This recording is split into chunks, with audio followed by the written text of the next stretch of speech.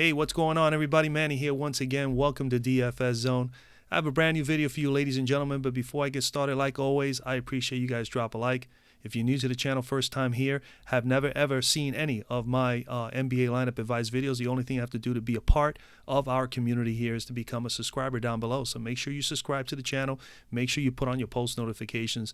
This way you don't miss out on any of my lineup advice videos.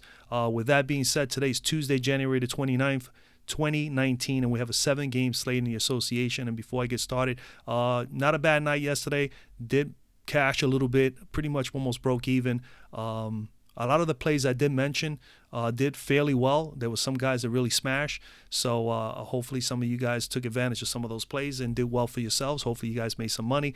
But new day, time to go at it again. Let's keep the grind. The grind continues, like I always say. So let's get right to it. At the top today, we have a number of studs at the top today. And normally I go through which ones I would probably be considering. Looking at the guys at the top, Harden, Westbrook, you got Embiid, you got Giannis, you got PG. I definitely am I'm leaning towards Joel Embiid as probably the top guy that I'll probably have the most exposure to. Harden, tough matchup against New Orleans. I'm sure he's going to get some Drew Holiday defense, and he hasn't really. It's just a tough spot for him to be able to go out there and get me 69, 70. And me being a GPP player, I'm definitely going to need like 77 to maybe as much as 80 or better for this to pan out really good at 13-9. So he is definitely not an option for me today. Same thing with Westbrook against Orlando. They're a little feisty with point guards and shooting guards. You need some big numbers from them as well. You need about 59, almost 60 fantasy points. And I don't think he has actually put up those kind of numbers against you. Well, at least I think he has put up numbers against Orlando. I just definitely a little concerned with the matchup here, and especially in Orlando. And B, definitely I do like against LA. LA is definitely has some issues up in the center spot, even though Zubac has done well there. I think today they'll probably gang up a little bit on Embiid and utilize McGee as well as maybe some Tyson Chandler throughout the game with Zubac to just keep those guys fresh or put some fresh bodies on Embiid and Embiid. I hope the game stays close enough so Embiid can really ball out. But that's where I'm at. I really think Embiid is definitely the finest play there for me, at least in my eyes. I'll probably have maybe 15, 20% exposure to him. Really think that there's a lot of nice plays in every position today where you don't have to really pay up for the studs. So let's go over to the point guards. We got Westbrook, which I already mentioned, Ben Simmons going up against the Lakers, Chris Paul.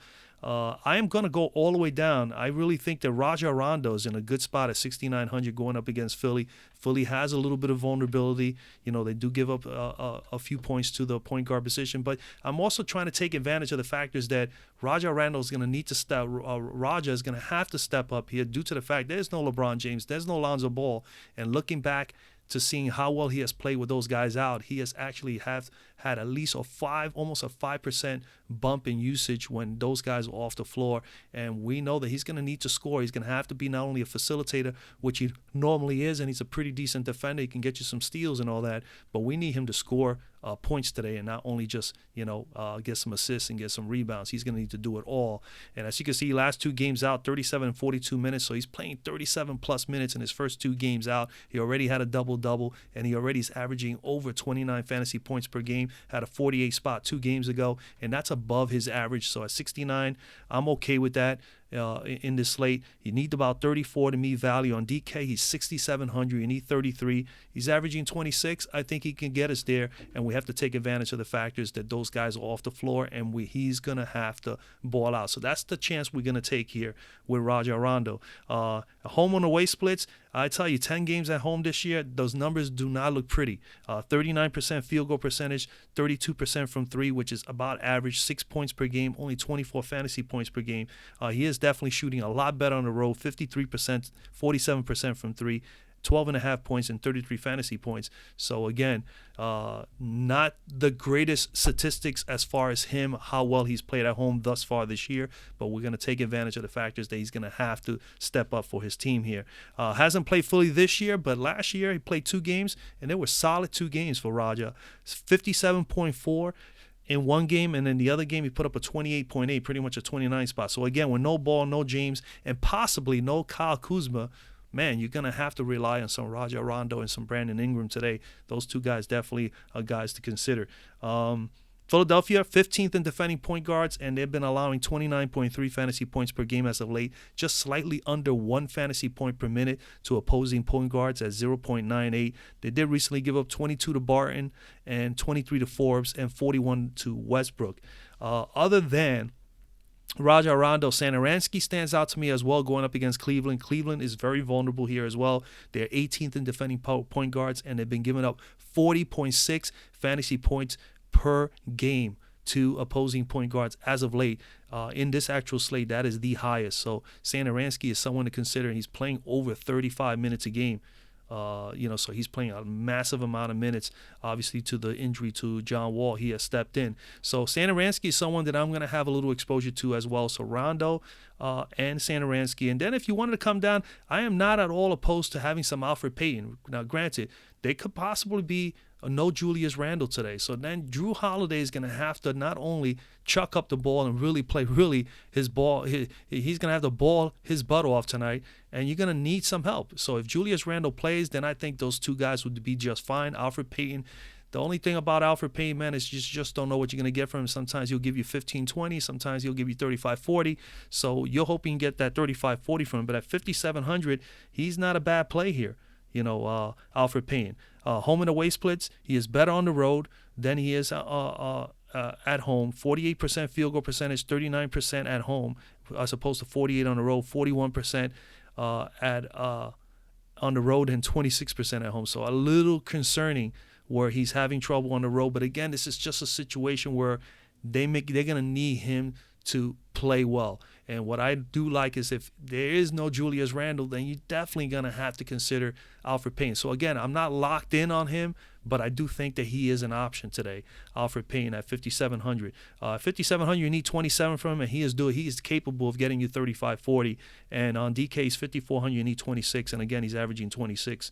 So he did play versus Houston one game this year. He played 36 minutes, shot only 38% from floor, He had 10 rebounds, 10 assists, 10 points from the floor, and 43 fantasy points. So he balled his butt off in a poor shooting night against this team early in the year. So, again, I like the situation about where they don't have no Marichik, they don't have no AD. They're going to probably need Elfrid Payton to step up. So, and this is a big game going up against Houston in Houston. So Elfrid Payton, I think, is an option. Other than that, you got Shabazz Napier, played fairly well the other night for Brooklyn, going up against Chicago. Chicago is coming in here, giving up 32.2 fantasy points per game. So there's an option there. You need 25 from him. Granted, his price tag is up from his 38 and 3,900 from about a week and a half back, but he is an option. Mr. Forbes here, obviously with no DeMar DeRozan, he's been starting at the 2. So at 4,400, he is an option. He plays over 30 minutes. So minute-wise, you're getting value off of him for 4,400. And he's capable of getting you 22, 23 any given night. He's pretty steady with that 20 to 22 range. And he has those moments where he can get you 30 to 35. So he's an option. And, of course, you got to consider Patty Mills there in that same situation. As shooting guard at the top, we got Harden, we got Beal, and we got Holiday. I think Holiday is a good play. My only concerns with Holiday in this matchup is looking at numbers and all that doesn't look really, really good. First things first, he's going against Houston in Houston. That's for one. So he's not at home. He plays better at home than he does on the road. Secondly, he's probably going to get some Chris Paul defense. And looking back to a few games back and even as last year, Chris Paul defended him most of the time he was on the floor. So with Chris Paul back, he's going to get some CP defense. And my concerns, that is a big concern for me because Chris Paul is a fairly good defender, and he's going to be a good defender. And he's going to probably defend on the offensive side of the info against Houston. He may be on Harden quite a bit. So this is one of the reasons why Harden, to me, is not a great play today. But again, Holiday is an option. I probably will have him in some lineups just simply because of the circumstances they're in, where he needs to shoot the ball quite a bit. He's going to need to score points. He's going to need to rebound. He's going to need to get some assists. And he's going to need to defend and get some possible steals and maybe an occasional block. And that's the only reason why he would be of consideration. But it is a tough matchup for him. On the road, away this year, 49% field goal percentage, 31% from 3, 21.5 points per game, 44 fantasy points per game. But in 2 games against Houston, He's shooting only 44% from the floor, 1 of 13 from 3, only a 0.77 percentage there. 15 points a game. That's way below, 6 points less than his average, and only 36 fantasy points. So that is a concern for him, because at that price tag, $9,500, you pretty much need about 46 from him, and that's going to be tough to do. So that's my concern there. But other than Holiday, if you weren't going to be on Holiday just due to the matchup circumstances of they need his offense, I think Jimmy Butler's in a great spot here. $8,300 coming back from injury. He's good to go. $8,300. I'm not going to fall asleep on Jimmy Butler. I will know. Again, later on, like I've told you guys, follow me on Twitter. I will have my last look on the entire slate and make my decision on my final plays later today. So whatever I discuss here now, it could all change due to injuries, due to some guys maybe just sitting out, coaches' decisions, you name it. You know how the NBA DFS works. You got to be on this thing until the very last 15, 20 minutes before the slate. And sometimes even then you still lose out because you don't get the information on time. So, but I do like Jimmy Butler here in this matchup against LA. If LA could keep this game interesting, that's my only concern with this, is that Philadelphia could probably pull away quite a bit, but he's had plenty of days off, and I love the factors that he's coming in here.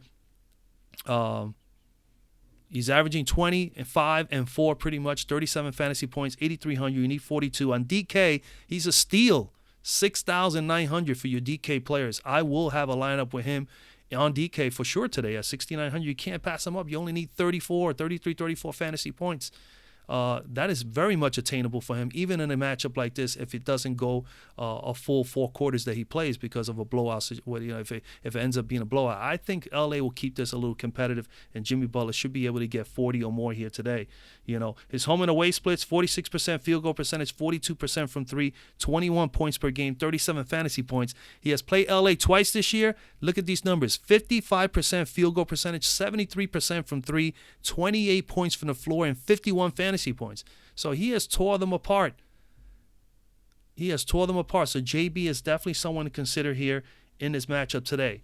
So Jimmy Butler is someone I'm considering very highly here. LA is 29th in defending shooting guards and given up, as of late in the last 5 games, 30.2 fantasy points per game and 0.90, close to 1 fantasy point per minute. Jimmy Butler is a good 1 fantasy point per minute or better player, so he is definitely someone I'm considering. Other than Jimmy Butler, my next choice, I really like, really keeping an eye out on Terrence Ross here. Do like Mr. Ross at 5,600. He is definitely someone that I'm considering here. At 5,600, you need pretty much 26. On DK, he is 5,100. You need 25. He's averaging 23. He's played 27-plus minutes over the course of the last few games, and in the last 8 of 9 games, he's been averaging 23 fantasy points or better, which is above his average. He's been actually trending upward as of late. He has 40-point upside. He's going up against OKC. They're 24th in defending shooting guards, and they've been allowing 32.5 fantasy points per game as of late, and slightly under 1 fantasy point per minute at 0.95. So T. Ross is someone that I'm considering as well. Other than T. Ross, keep an eye on Bullock here. If there's no Bullock, then you got to look Luke Kennard as a possible value play. He's going to be someone that they will more than likely get put in the game. Coming down here at 3,800, Wayne Selden, who was just obviously is a new addition to the Chicago Bulls. He came in there the other day, played 37 minutes, put up 32 fantasy points in 37 minutes. If he is locked in to be starting again today, definitely think that Mr. Selden is someone to consider here at 3,800. Cannot go wrong. You need 17, 18 for him to meet value. And he is 4,200, slightly a little bit more, $400 more on DK. I still think he is a viable play there. You need about 21, and he is good for 30 plus. He is capable of getting you in the high 30s. So Wayne Selden is definitely someone to consider. Like I said, Luke Kennard would be in play at 3,700 if there is no Bullock. That's pretty much it, man. Let's go over to small forward. At small forward today, we got Giannis at the top. We got Paul George. And again, I think either one of these guys you could play, but those price tags are pretty high, man. I'm going to come down here and I'm going to try to stick with possible plays that I think teams are going to need these players to step up. And in this case here, you got to consider Brandon Ingram, especially if there's no Kyle Kuzma today. The Lakers are going to need help. They're going to need to score. And Ingram is definitely a prime candidate to be able to step up and do that at 6,900. Brandon Ingram here, 6,900. He's averaging 16 points, 5 rebounds, 3 assists, 28 fantasy points per game at 6,009. You need 34 to meet value. On DK, he's 6,400. You need 33. He's averaging 28. And then you come here and you can see he's been playing over 31 minutes a game for quite a while already, over 6 games straight. 3 out of his last 4 games he's been averaging 21 floor points, 22, 20, 21. And he's averaging pretty much 6 out of his last 7 games, 26-plus fantasy points. He has been slightly trending upward, and he is capable of getting you 40. As you can see, he's done it a few times already this year, very close to even 50. This is probably a great matchup for him to go all out today. His home and away splits, 24 games at home this year, 49% field goal percentage, 33% from 3, 17 points from the floor, and 29 fantasy points. He has not played against Phillies this year, but last year, 2 games, a 39 and a 47 fantasy points. So he had 2 solid games against his team last year. Philadelphia's coming in here 7th in defending small forwards, allowing 28.6 fantasy points per game. They did recently give up 44 to DeRozan, 53 to George, and 41 6 games ago to Mr. Knox of the Knicks. So, yeah, I think Ingram is in a good spot here, and especially if Kyle Kuzma doesn't end up playing, he definitely is going to need to step up between him and Rondo. And, of course, at that point, you're going to have to give some exposure to Mr. Hart as well as Mr. KCP. So keep those guys in mind. Other than that, Trevor Ariza right below him at 6,600. Definitely think he's someone to consider as well. 6,600 for Ariza. You need 33 from him. On DK, he's 6,300. You need 31. He's averaging 28. He's pretty much been averaging over 35 minutes a game over the course of the last 7 straight games. He's also had 5 games at 20-plus points from the floor, 20, 27, 20, 23, and 20. This is all 5 games over the course of the last 7 games. He has had 6 straight games where he's had 30 fantasy points or better. So he is definitely doing very, very well here as of late. He's going up versus Cleveland. Cleveland is 18th in defending small forwards. They've been allowing only 24.4 fantasy points per game to opposing. But they just recently got off that game just last night to Mr. Wayne Selden. They gave him 31. So Trevor Ariza definitely has been really been playing very good basketball this year entirely, from Phoenix all the way into Washington right now. So Trevor Ariza is definitely someone to consider. As you know, with no Warren there, obviously Kelly Oubre is someone to consider. He's been getting a bump in minutes there. No Marichek, like I said before, the bump will go to obviously Randle. In this case here, definitely Darius Miller. You got to consider Darius Miller here. Where is he? Yes, Darius Miller, you got to consider. He had 4,200. 4,200. Here you need about 21 to meet value. On DK, he's 3,700. And when he is on the court, he could be very dangerous. He can get you 25, 30 really quick. He's a good 3-point shooter, good perimeter shooter. And as you can see, the minutes are there. 25 or better pretty much in 7, 8 straight games. And, of course, it could be choppy with his scoring, but he's definitely someone to consider as a low-value player here. All right. Other than that, you got Corey Brewer. I think he's someone to consider. Here in the small forward spot, there's a lot of little possible sneaky plays here. Jonathan Isaac could be sneaky. Rodney Hood could be someone to consider. Rudy Gay as well here in this Phoenix game. So, that's a lot of guys, a lot of choices. Again, follow me on Twitter at DFS Zone, at DFS_zone. So that this way you could be able to get that last-minute update. Let's go over to power forward. And at power forward today, no Anthony Davis. Blake Griffin at 10 grand. You need pretty much 50 for him. I think this is a tough spot for him because he's going to more than likely get some Giannis defense, and Giannis is not a bad defender. And this is going to be, it's going to be a tough one for him. So I am not on Blake Griffin. LaMarcus Aldridge, I definitely do like at 8,800 here against Phoenix. He's probably going to face maybe Rashad Holmes or Bender, because if Ayton doesn't go, now obviously Ayton could possibly play, but if he does not play, then I would love Aldridge more. Let's put it that way. If Aldridge has to go up against Ayton, I still think I like him here at 8,800. I think he could definitely still get us 45, 50 or better. But obviously those chances will be even greater if Mr. Ayton is out and he's got to go up against either Bender or Holmes. I definitely love that matchup even more so. So 8,800 pretty much for Aldridge here. And again, they're going to need him. Remember, there's no DeMar DeRozan, so he is going to be like the main scorer on this team. That's another reason we have to consider him in this matchup. You guys know, if you've been around me long enough, I am not a big LaMarcus Aldridge fan. I play him very, very, limited amount of times during the course of the year. I think this is like the third time I've mentioned him all year long, but I think he's in a fine spot. And the last time I did mention him, he did went off. So I think today is one of those days. He's going to get 50 or better. Hopefully he doesn't, lay an egg on me. But again, I love his chances even more so, like I said already, if there's no Ayton. Now, if Ayton plays, I still think I'm going to have some exposure to him, but maybe by the end of the day, I might change my tune on it. So stay posted on that. So 21 points, pretty much 8 rebounds, 3 assists, 38.7 fantasy points, 8,800. You need 44 to me value. I think he can definitely do that. He is pricey on DK, 8,700 as well, so you need 43. He's averaging 39. I already mentioned, without DeMar DeRozan, he has been getting a bump in usage. He's going to have to take more shots. I do like the fact in the last 6 games he's had 22-plus points per game from the floor, 30, 28, 30, 25, 28. I mean, those are massive games. He's had a couple double-doubles along that stretch, and he's had 3 52 or more fantasy point games during that stretch as well. 6 out of his last 7 games has been averaging 38 or better, which is above his average. So he's been trending upward. So I definitely like Mr. Aldridge here. All right. His home and away split's not too bad at home. 26 games, 53% field goal percentage. He's shooting 87% from the free throw line, 23 points from the floor, and 42 fantasy points. He's going up against Phoenix. Last time he played Phoenix, he put up 25 fantasy points only in 16. He shot 51% from the floor, 73% from the free throw line. I'm not even concerned about that because, of course, we're looking at a whole different situation with Phoenix right now. Without Ayton, without T.J. Warren, they're definitely in shambles. So, Phoenix 20th in defending power forwards, allowing 30.2 fantasy points per game, 1.13 fantasy points per minute.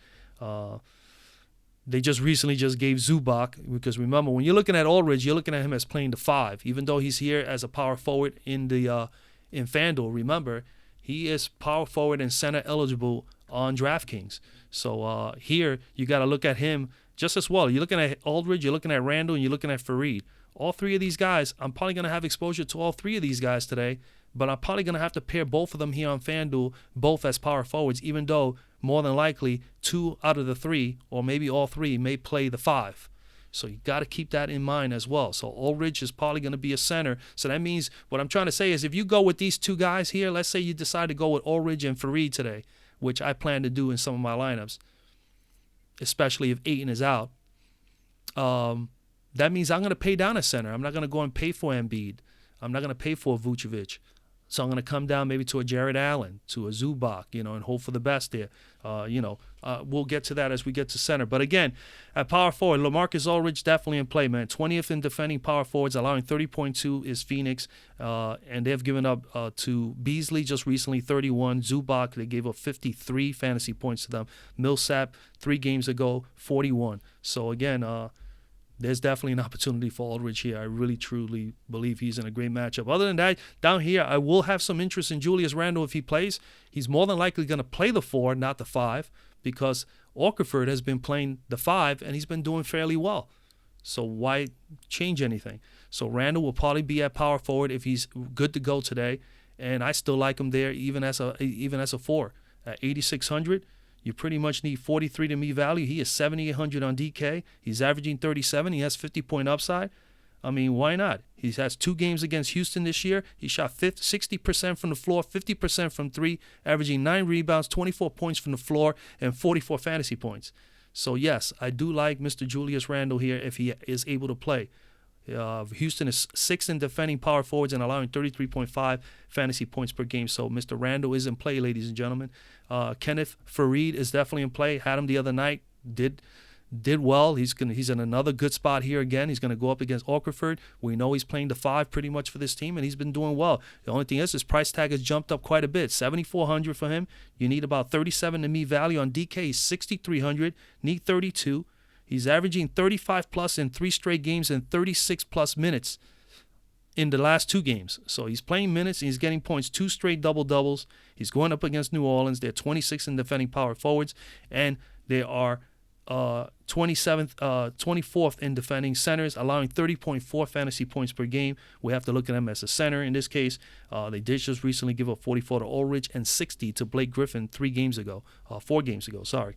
So, so Fareed definitely has a shot here against New Orleans, all right? A little bit more physical, a little bit more athletic, a little bit more agile than Mr. Okafor. So he's going to probably give Okafor a little bit of a run for his money, and I think that he has the advantage. And he's actually priced about around the same as Okafor. Other than that, I mean, Aaron Gordon could be someone to consider against OKC, 6,800. He's averaging 32, and 6,800, you only need 34, so he's in a good spot. Kyle Kuzma obviously would be in play if he plays. Bobby Portis is tough, man. He played 230-point plus minutes per games a couple of games ago, and then all of a sudden he went back down to 19, so it's hard to gauge what they're going to do with him. You got to consider Rashad Holmes at 5,000 here. More than likely he's going to play the 4 or the 5. More than likely the 5 for Phoenix. If Ayton doesn't go, it's going to be a tough matchup for him, but you got to consider him at 5,000. He's capable of getting you 25 or better. P.J. Tucker gets more than enough minutes, someone to consider. Obviously, if we hear that Bender is going to play and he's going to start and he's going to get more minutes than Holmes, he could be someone to consider at 4,400. And I say don't fall asleep on Hollis Jefferson. Has come back. His minutes are going up, and he's been playing well as well. So he is definitely someone to consider. We'll go over to center. And at center, I mean, easily, for me, I will have the most exposure to Joel Embiid, as I already said regarding the studs. Other than Embiid, which, you know, I mean, he's averaging 30-plus minutes per game, 4 out of his last 5 games, 31 31 points from the floor, and 7 straight games at 51-plus. Obviously, he is definitely someone to consider. And the Lakers are 21st defending centers, allowing 37.2, so we know they got vulnerability there. 37.2 fantasy points per game and giving up 1.18 fantasy points per minute during the course of that stretch of 5 games. They did give up 56 to Towns, 46 to Adams, and 39 to P.J. Tucker when he played center for a couple of games for Houston before they got Fareed. So Embiid is in play. Again, like I was saying, I am favoring those power forwards.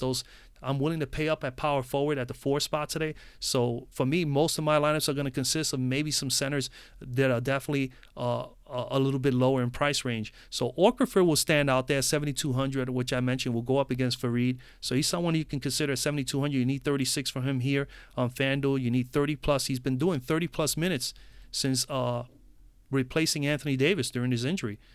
He's playing more than enough minutes, man. And he's also had 41-plus fantasy point games in 3 out of his last 4 games. So you can see here 54, 42, and 41. So, again, he's doing fairly well right now at the moment. Again, he was going up against teams that, don't have strong centers. Well, here, Gasol didn't play this one. This one, he went up against Aldridge and did fairly well. So, I mean, Mr. Okafor is getting it done. So he's definitely someone to consider. I will have some exposure to him. Ayton, if he plays, maybe a little exposure. Jared Allen, I think, is someone that could be a sneaky play here against Chicago. He's going up against Robin Lopez. Got to consider him. And I do like Brook Lopez here going up against Drummond. He always seems to do well against Drummond. 5,700. I'm definitely going to have some exposure to Brook Lopez. He's 5,600 on DK. You need about 26, 27 to me value. I think he could definitely do that. Detroit is coming in here 30th dead last defending centers, allowing 32.8 fantasy points per game. So I do like him here. He's had 32-plus in 3 out of his last 4 games. So he's been putting up at least above his average. So he's been trending upward as far as fantasy points are concerned. And in 3 games versus Detroit this year, he put up 29, 30, and 33. So he's averaging about 30 to 31 fantasy points against his team already. And his last game last year against his team, he put up 46. So Brook Lopez, very, very sneaky play at 5,700 is definitely someone to consider. And that's pretty much where I'm at, ladies and gentlemen. Again, make sure you follow me on Twitter. There's a lot of you.